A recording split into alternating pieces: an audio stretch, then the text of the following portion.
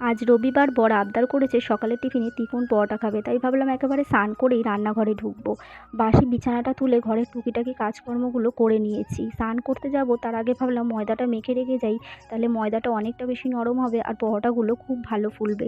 স্নান করে ছাদে এসে জামা কাপড়গুলো মেলে দিয়েছি, তারপর কিছুক্ষণ রোদে দাঁড়িয়েছিলাম চুলটা শোকাবার জন্য, কারণ আজকে মাথায় শ্যাম্পু করেছি। মাথায় গামছা পেঁচিয়ে সোজা চলে এসেছি রান্নাঘরে পরোটাগুলো করে নেওয়ার জন্য, কারণ মেয়ের খুব জোর খিদে পেয়ে গেছে, ও খুব কান্নাকাটি করছে।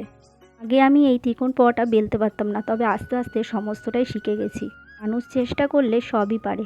আমাকে পরোটা বেলতে এসে দেখে মেয়েও কিন্তু চলে এসেছে রান্নাঘরে পরোটাগুলো বেলার জন্য। তবে পরোটাগুলো তো ভাজা হয়ে গেছে, এখন কী দিয়েই বা খাওয়া হবে, তাই জন্য দুটো আলু কেটে আলু ভাজা বসিয়ে দিয়েছি, আর একপাশে বসিয়ে দিয়েছি চা। সকালে সবাইকে খাবার দিয়ে আমিও কিন্তু এখন সকালের টিফিনটা খেয়ে নিচ্ছি। শত কাজের মধ্যে চুলটা আর আঁচড়ানোর টাইম পাইনি, তাই ভাবলাম এখন চুলটা আঁচড়ে নিই।